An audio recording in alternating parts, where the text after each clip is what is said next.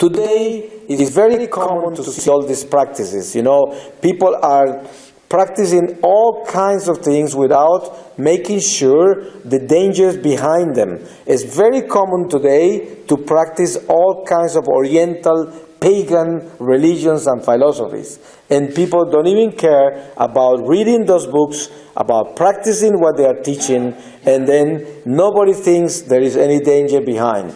I give you another example.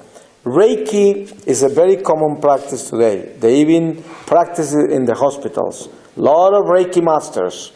You see, Reiki is mediumship, channeling. You channel spirits. A Reiki master has to become a Reiki master by degrees.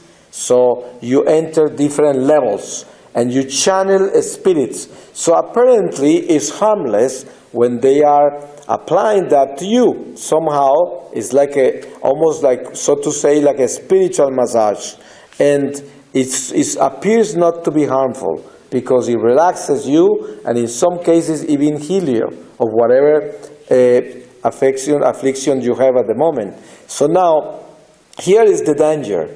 When you open yourself to magic, to channeling, to spiritualism, which will be the equivalent of Reiki, then you open yourself to that, and apparently it is a soothing experience, a healing experience in a physical level. But you open yourself to a spiritual level, you open the door to the spirit.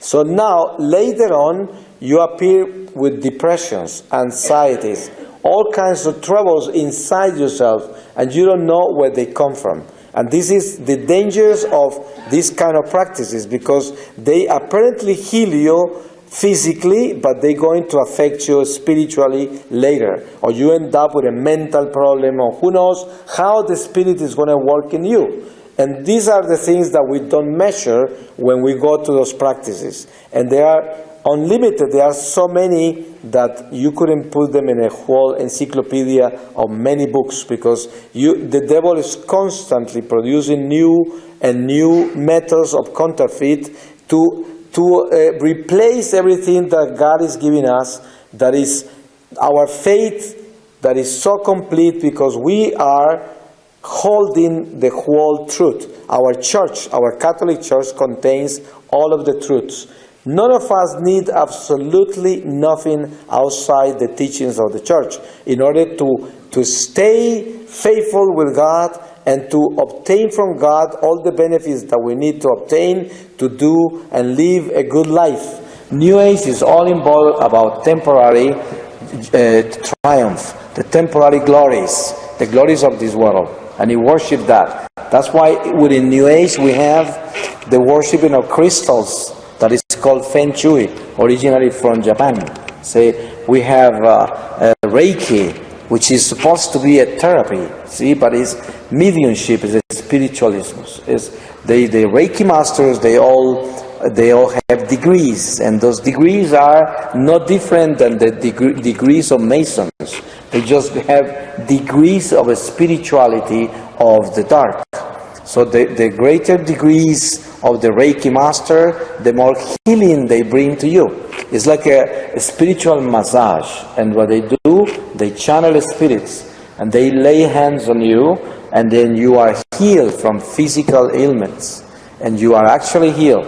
But what happens is, if you place yourselves in the hands of a Reiki master with a physical ailment, you will be healed, but you will have opened the doors to the spirits.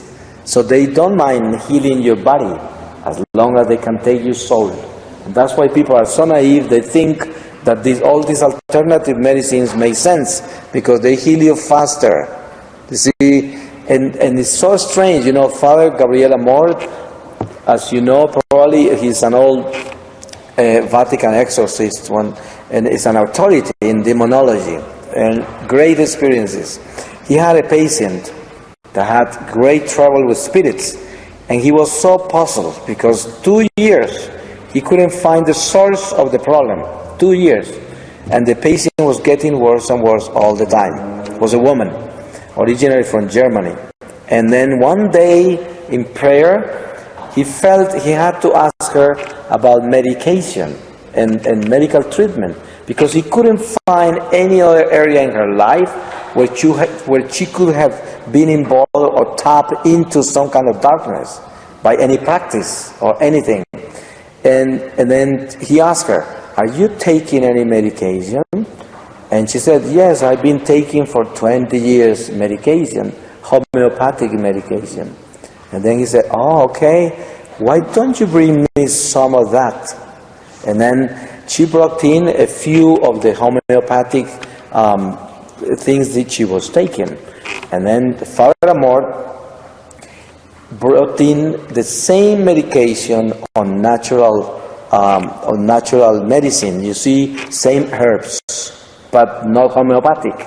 Let's say, for example, one of the herbs were valerian herbs, and then he found valerian herbs produced by a company that was just plain commercial herb producer, right, distributor, and then he put the two of them together and did a prayer, an exorcism prayer, and went to sleep and left them in his library there at home. When he came out the next morning, the medication that was natural, produced commercially, was destroyed, was all like powder, and the other one was intact, the homeopathic. And then the next day he did the opposite. He put a St. Benedict crucifix in between the two. And then he did another prayer, very strong prayer. And the next day when he woke up and went to see, the homeopathic medicine was powder and the other one was intact.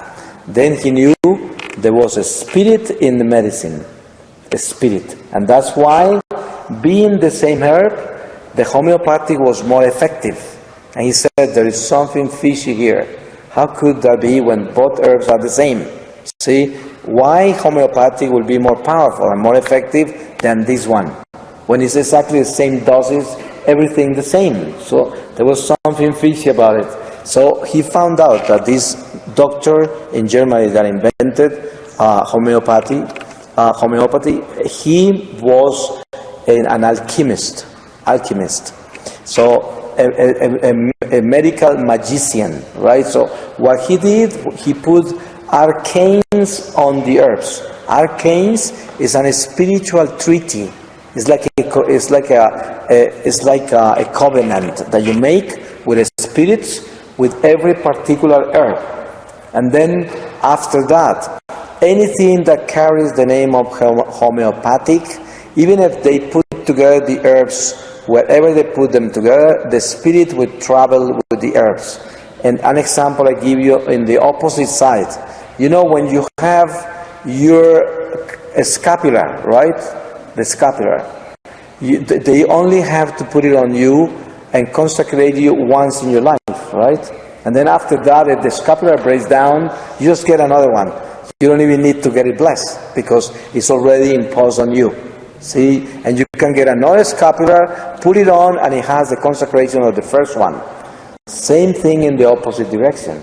He put arcanes on the herbs, so they are consecrated. So as long as they travel through the homeopathy, then they all have the spirit he placed on them. See?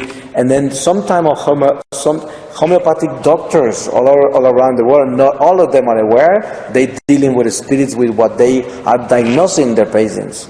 So the only thing they know is that they are much more effective than the regular natural or naturist medicine, right? And then this is something incredible. When he discovered that, he was able to exorcise this woman. And then he got her to bring in all the names of every medication of homeopathy she took all these years.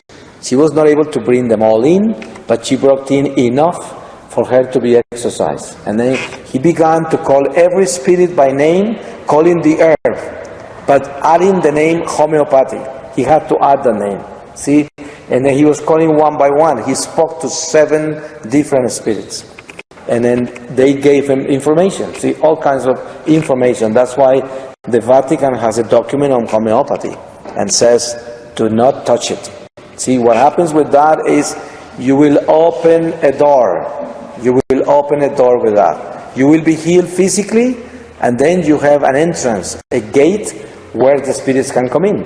And that's what they love. You see, you tell this to people, they get so angry, because a lot of people have been benefited from that. And especially those doctors that are practicing that.